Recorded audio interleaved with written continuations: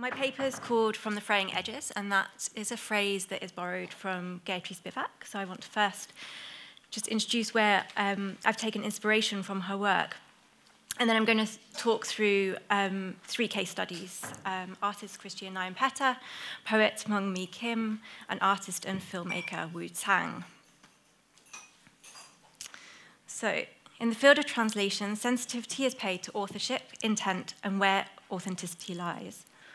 Yet, as Spivak asserts in her seminal essay, Can the Subaltern Speak?, as I'm sure many of you know, these questions crumble into insignificance if we do not first address the inequalities of who has the opportunity to speak and who has the privilege to be heard. Whilst it may be superficially seen as favourable to translate text into the lingua franca and therefore be accessible to the largest readership, Spivak asserts that wholesale translation into English is far from democratic. It's a nice link to what Philip was just saying. It is rather the easiest way to be democratic, and is instead the betrayal of the democratic ideal into the law of the strongest. But maybe we can discuss that afterwards. So quoting from Spivak, the literature of a woman in Palestine begins to resemble, in the feel of its prose, something by a man in Taiwan. In the well-trodden circuits of art fairs and biennales, as many of us in this room will be familiar with, we're very aware of a lingua franca that also exists aesthetically. Works born from vastly different contexts take on a superficial mimicry. So what I want to explore in this paper is how we might open up these cultural platforms, allowing a space that avoids didactic translation of experience and instead offers the possibility to recognize our lack of knowledge, our lack of understanding, but yet do so with sensitivity, empathy, and an openness to learning anew. Writing on the vital role of translation in pursuing the larger feminist agenda of achieving women's solidarity, Spivak compels us to take responsibility to first learn the mother tongue of others, rather than assuming solidarity as a priori given. Oh, where am I pointing this?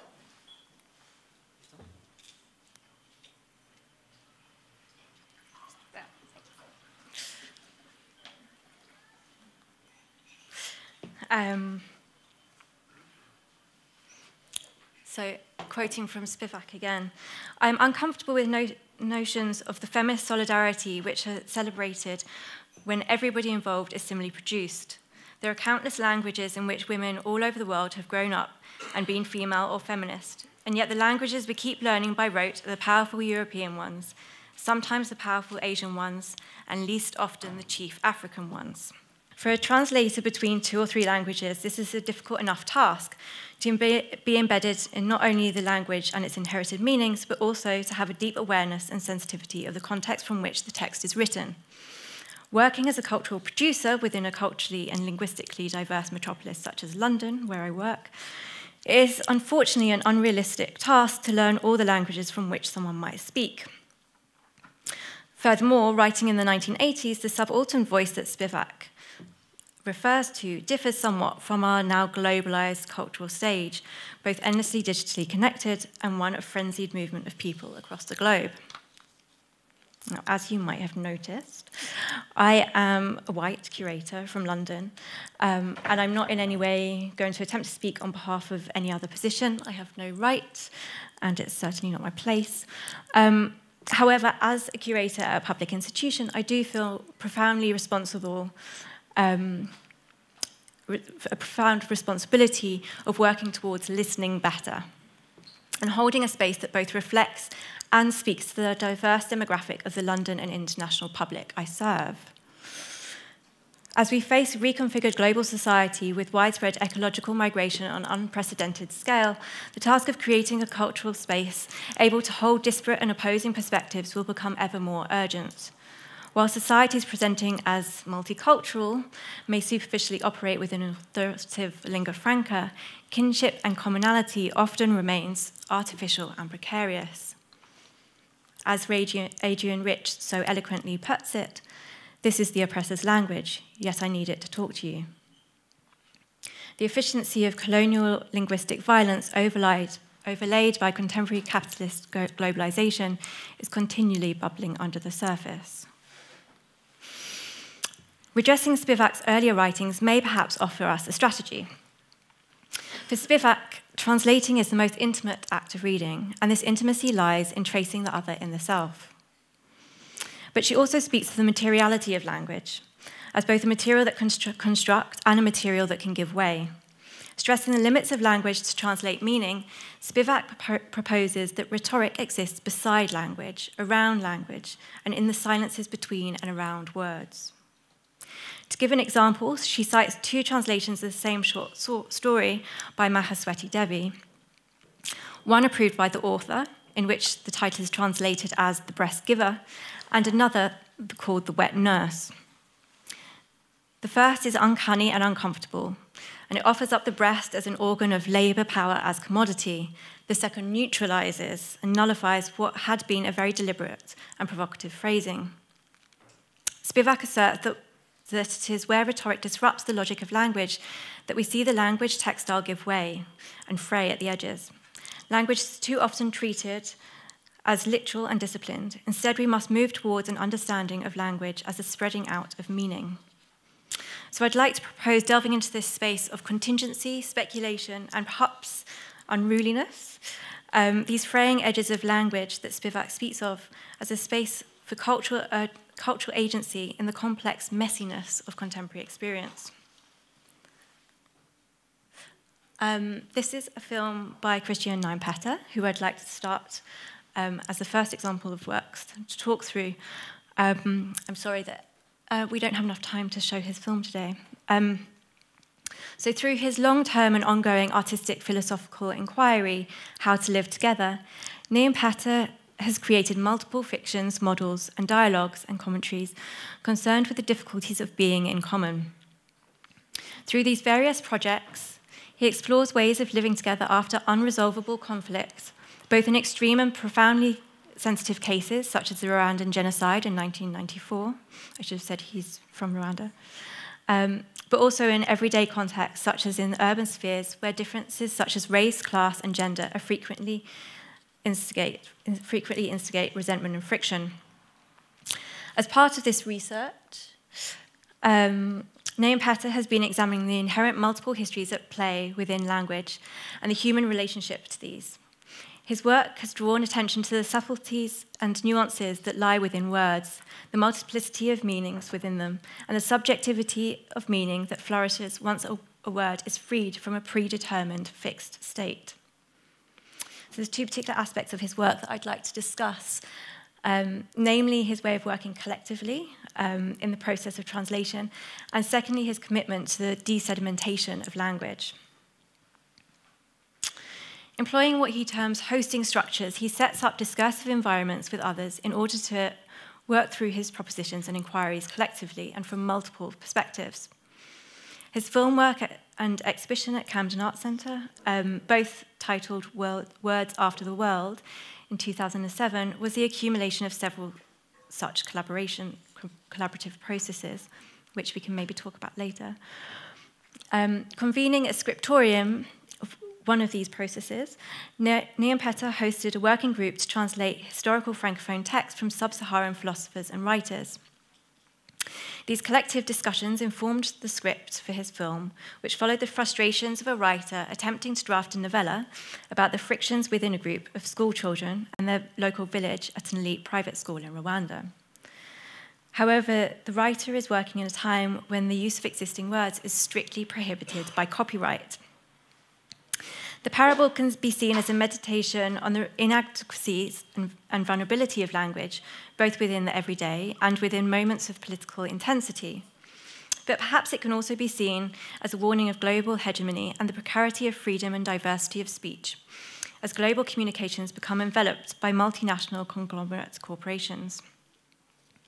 Throughout the film, Nijenpetter questions how a story can be articulated or our needs or opinions communicated when certain words are restricted or forbidden. And vitally, what might be the personal and collective implications of this? What remains when words and sense of meaning become invalid? Disjunctures between the words that are voiced of Alexis Kagame and other philosophers and those that are captioned in the subtitles below further question not only the realities of systems of control over language, but also the meaning that gets lost within words over time, geography, and inherently within their articulation. Exasperated, the protagonist in the film attempts a dialogue with the notable African philosophers who have informed the script of the film, both in the film and in other works. Niampeta questions the role of an earlier generation of Rwandan African philosophers and the missed opportunities to voice concerns during a time when ethical reflection was so necessary.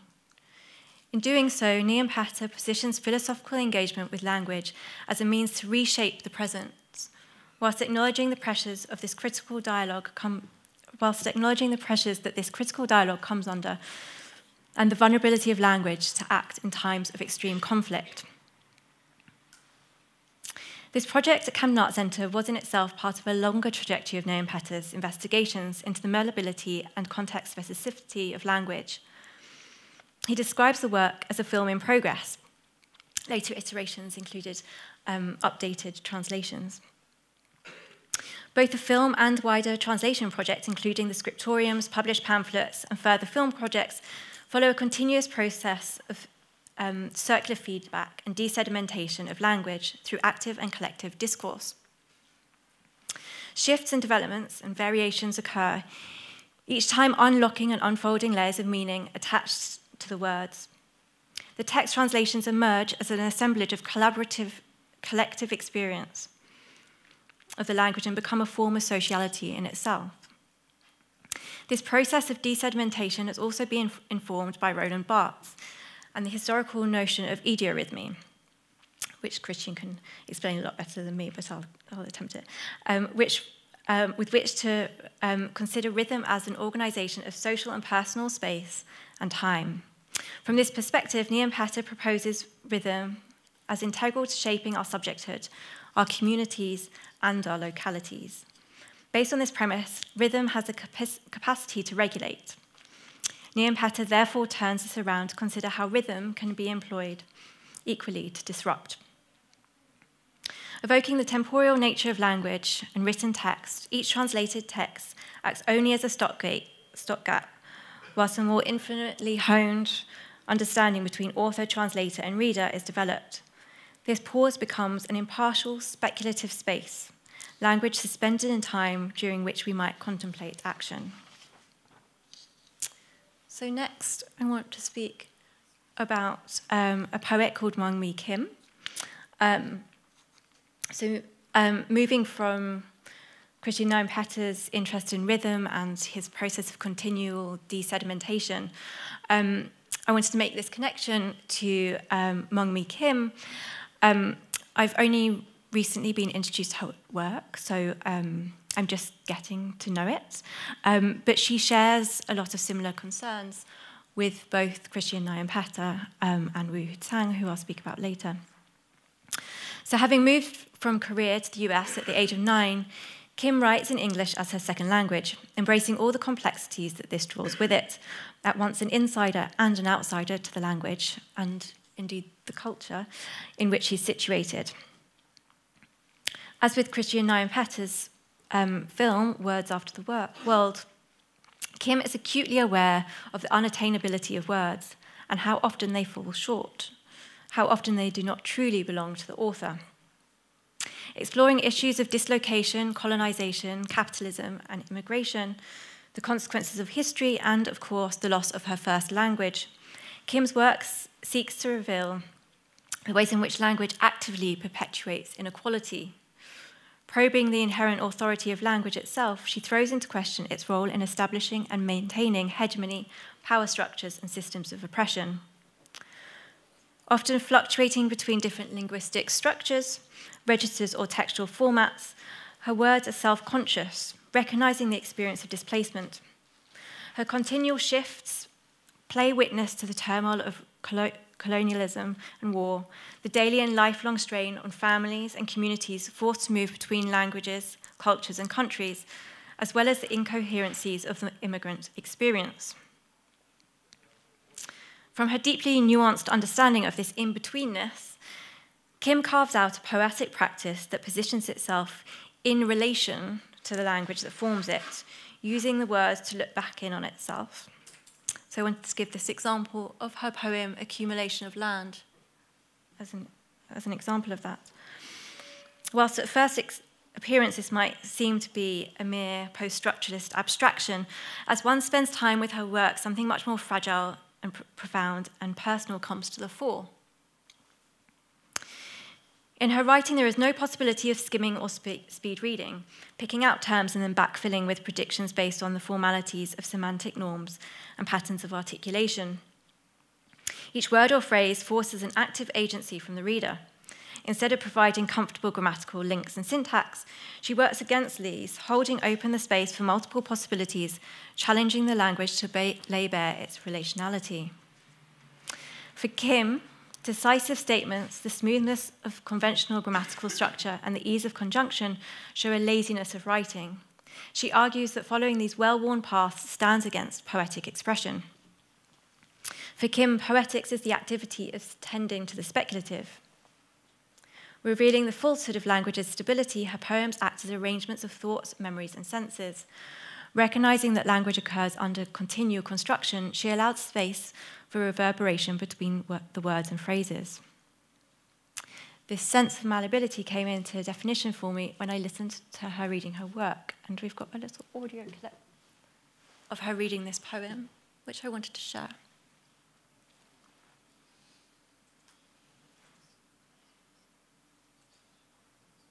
Labor of house, child, belonging to, familias, implements, fellow, feeling, crude.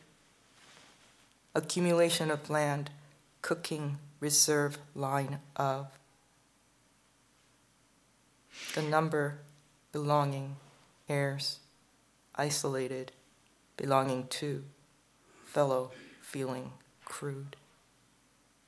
Accumulation of land, belonging to, bearing, child, rearing, and rear household, counting herds, possessions, bearing, rearing, the number belonging, heirs, isolated, belonging to, fellow, feeling, crude.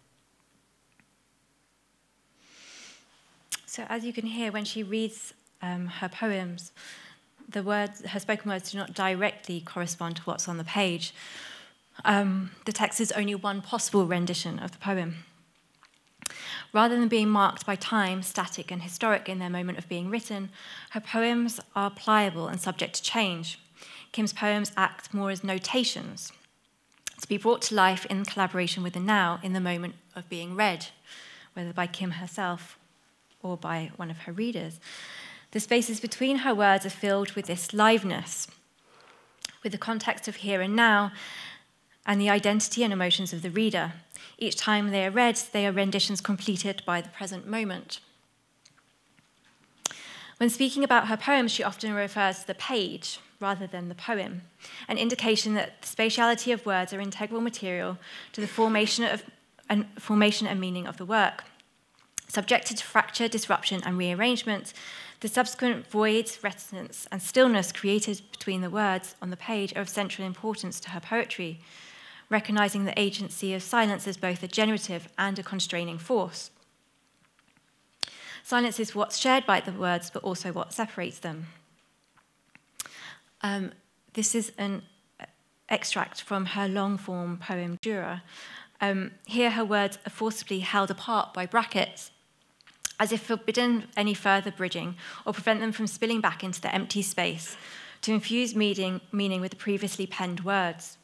The reader is confronted with the missing expression, forced to dwell in the emptiness between the brackets. The blank spaces on the page are loaded silences, weighing heavily with that which is not said or can't be articulated, or revealing gaps in memory. They are openings through which the reader must find their own way. Here, Kim underlies the ease with which meaning is summoned and colonizes the space of language. She exposes the individual's attempt to make sense of the world, capturing the ruptures that prevent it ever being a coherent whole or a clean narrative, drawing attention to the gaps in hegemonic ideologies. With the unavoidable unease of these ruptures, she refuses to allow a passive reading for her poetry. Silences act as junctures, handing over agency to the reader to collaborate with the writer to evoke the meaning of the emptiness. Underlying her practice, however, Kim recognises that language as the mechanism by which society operates and its influence over the structure of our civilizations, embedded in the violence of history-making. But there is also a deep sense of how language can redress history. Her recognition of the now in her work is simultaneously also an expression of the past, often alluding directly to history in her poems. As they contemplate the progression of words and phrases, with disruption and improvisation constantly at play, each poem reanimates and reconstitutes history. Despite them being poems embedded in the devastating lack and inadequacy of language, her work is directed towards the future, engaging and unpicking this mechanism of control to better place us for an ethical relationship to language of the future. God, I might have to go quite quick through Wu Tsang. So here I'd like to turn to the work of Wu Tsang, whose work addresses the intrinsic and inescapable relationship between language and history. Tsang's film Julian is the culmination of 10-year fascination with the life of Chinese legendary feminist, revolutionary and poet Qi Jin, who was born in 1875, and her intimate relationship with her friend, the calligrapher Wu Zhijin. Tsang became fascinated with the less visible personal life behind this revered character, having traced the manifold representations of Qi Jin's legacy within Chinese historical narratives, which are widely celebrated in popular culture. Tsang's film Julian opens up a space for alternative possibilities omitted from official storylines. For Tsang, Qi Jin is a sort of trans hero. Not only did she present in public as a very male persona, dressed in men's clothing and carrying a sword, but also, more importantly perhaps, she created a way of being that didn't exist at the time. Forming an alternative reading of Qi Jin's biography, Tsang unfolds layers of intimacy between the two women. It's a tender exploration of the queer relationship between them, immersed in a world of love, loss, and sacrifice. While Tsang's portrayal of the relationship is speculative, this speculation is necessary. Queer narratives have rarely been written throughout history. They are either invisible or must be read between the lines. Tsang, therefore, takes up the task of uncoding the official narrative of these two women. The film's title, Julian, refers both to a form of couplet poetry where words are rhymed in tonal opposition to each other, and to a type of sword-fighting martial art. This sense of dueling and duality filters through the work. The film traverses between historic moments in the present, hovering somewhere between fact and fiction, drifting across time and space, heroism and vulnerability. Seemingly opposing positions dissipate into a plurality of experience. In another laying of doubling, Qi Jin is played in the film by Tsang's real-life partner and often collaborator Boychild, with Tsang playing the role of Wu Zhijing, portraying both a real and acted intimacy and love. But as Tsang has often said on the work, the true nature of their relationship could never really be known. But for her, the point is not to claim or label it, but instead take inspiration from their story. Whilst this invisibility of queer history acts as a point of departure, Tsang's driving force behind the work is one which implicates all facets of history, that of language. Language as a device to mould our sense of self and shape our relationships to one another, and as a means to construct or deconstruct truths. In making the film, Tsang engaged members of the LGBTQ community who she met during her time in Hong Kong to workshop and voice mistranslations of Qi and Wu's writing in their mother tongues, including Cantonese, Malay, English, and Tagalog. Working across multiple languages, the viewer is freed from a dependency on language to read the narrative. Instead, attention is drawn to what is left to percolate between the lines of narration, body language, gesture, and the intimacy of glances between the protagonists. As with the silences and disjunctures of Kim's poetry, Julian is inconclusive and allows for slippages and plurality of readings. In doing so, Tsang finds ways to create a language that communicates with others across cultures, histories, and identities. allowing language to escape the constraints of its context. Julian offers a tentative and contingent relationship to the past that transcends the decisive and divisive historicization of hegemonic language. Julian explores the methodologies that queer people construct out of such stories as Qijin and Wu Jijing's, uncovering lineages of transgender or gender-fluent ancestry to reposition and untangle the binary gender narratives constructed and enforced by hegemonic culture. Through the interrogation of language, Julian acts to redeploy previously undermined voices in history, translating and nurturing kinship between eras. Tsang is keen that the work is not only seen within the context of a queer identity, but that the film emphasizes how language defines what is and what's not possible, how we are bound by it, but also how we can escape through it or from it. Language is malleable and fluid, used, constructed, and reconstructed to suit the need of those who employ it. But language is also what binds communities together in collective identity and shapes our concept of the world around us. Kinship with figures in the past is deployed as a way to find lineage, take inspiration, and to write a new language for contemporary life. Beyond the ability to simply reflect the world, here language is shown to shape new personal experiences, constructing new narratives, and renewing language fit for purpose for future generations, which in turn will become a tool to transform the experience of tomorrow. The three examples of Nyempeta, Kim, and Tsang that I've presented here each offer up language as a notational process. By working through the desedimentation of material and stripping bare the accumulation of meaning, each examine our participation in the hegemonic influence of language within society. Accepting and occupying the silence and the fraying edges of language, each instigate a productive disjuncture, registering the chasms of interpretation. In presenting language as an entity that is always shifting and always provisional, they offer the hope of forging new paths through the connecting power of language.